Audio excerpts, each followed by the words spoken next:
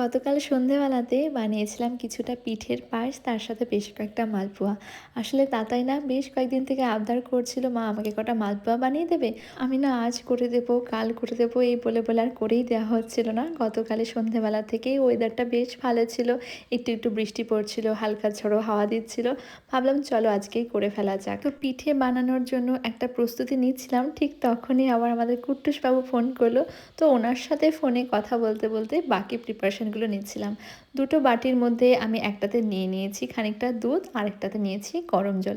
গরম জলের মধ্যে চালের গুঁড়ো দিয়ে চিতই পিঠের জন্য ব্যাটারটা বানিয়ে নিলাম। আর আজকে মালপোয়াটা পুরো দুধের উপরেই করব, তার জন্য বাটিতে কিছুটা দুধ নিয়ে নিয়েছিলাম। বেশিরভাগ সময় আমাদের বাড়িতে মালপোয়া হয় আমার মা বানায়, না হলে আমার মামি বানায়। আমার মা এবং মামি দুজনাই মালপোয়া ভীষণ ভালো বানায় এবং সবসময় প্রিপারেশনটা ওনারাই করে। তো আমি না ঠিক আন্দাজটা জানি না যে কতটা কি দিতে হবে। চিতই পিঠে আমাদের বাড়িতে প্রায় দিন সন্ধেবেলাতেই করা হয়, তো সেটা নিয়ে আমার কোনো টেনশন নেই। যত টেনশন হচ্ছে এই মালপোয়া নিয়ে। তার উপর যেহেতু ম্যাডাম একটু আবদার করেছে, তার জন্য অনেকখানি বেশি টেনশন হচ্ছিল। কারণ অনেকবার এমন হয়েছে যে তেলে দেওয়ার পরেই পুরো মালপোয়াটা ছাড়া ছাড়া হয়ে গেছে, ঠিকঠাকভাবে হয়নি।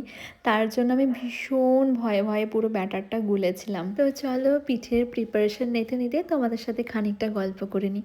জানো তো বেশ কিছুদিন আগে একজন দিদিভাই আমাকে কমেন্ট করেছিল, তুমি এই বয়সে শিং ভেঙে বাছুরের দলে ঢুকছো, তোমাকে কি আদেও এসব মানায়? আমি সত্যি কথা বলবো, আমি ইচ্ছে করেই শিং ভেঙে বাছুরের দলে ঢুকেছি।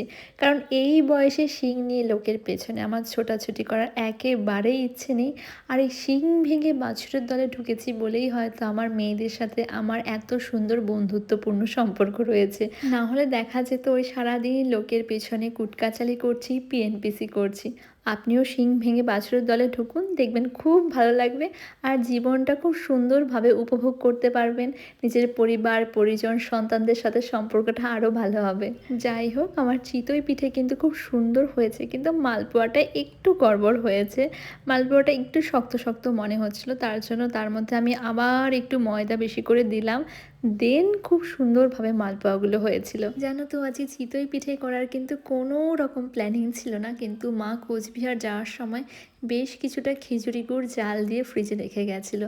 তো আমি ভাবছিলাম যে গুড়টাও রয়েছে, অনেক দিন থেকে পড়ে রয়েছে, তার সাথে আর একটু কিছু দুধও এক্সট্রা রয়েছে আজকে, তাই একটু পায়েসই করে নিই। বাবাও রাতে রুটি দিয়ে বেশ ভালো খেতে পারবে, আর আমারও সত্যি বলতে এরকম পায়েস খেতে খুবই ভালো লাগে। আর আজকে পিঠেটা আমি একটু তাড়াহুড়ো করেই করছি, কারণ তাতাই পড়তে বসেছে।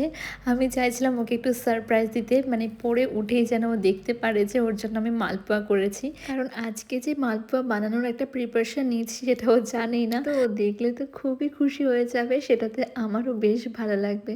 তো আস্তে আস্তে করে মালপোয়াগুলো একদিকে ভেজে নিয়েছিলাম, ওইদিকে একদিকে আমার চিতই পিঠা হয়ে গেছে। এইবার দুধটা আমি আঁচে বসিয়ে দিলাম। দুধটা ফুটে গেলেই চিতই পিঠেগুলো এক এক করে তাতে ছেড়ে দেবো। আর এই যে আমার পাকা বুড়ি চলে এসেছে আমাকে হেল্প করতে, তো আমি মালপোয়াগুলো ঝটপট ভেজে নিচ্ছিলাম। আর ওইদিকে সোনাইকে বললাম পিঠেগুলোকে একটু ছোট ছোট করে ছিঁড়ে দে, সেভাবে দিলে দুধের মধ্যে বেশ ভালো লাগে খেতে। যদিও ও টুকরোগুলো একটু বেশি ছোট করে ফেলেছিল, তার জন্য আমি আবার কিছুটা গোটায় রেখে দিলাম। আচ্ছা, তোমাদের মধ্যে অনেকেই না একটা প্রশ্ন করো সোনাইকে নিয়ে, তো আজকে সেটার উত্তরটা আমি দিয়ে দেবো। তোমরা অনেকেই জানতে চাও যে সোনাই কোন ক্লাসে পড়ে। ও অ্যাকচুয়ালি এবার 10th-এ রয়েছে, মানে নেক্সট ইয়ার ও মাধ্যমিক দেবে। যাই হোক, আমার দুধটা কিন্তু ফুটে গেছে। এবার এক এক করে সব পিঠেগুলো দুধের মধ্যে ছেড়ে দিলাম।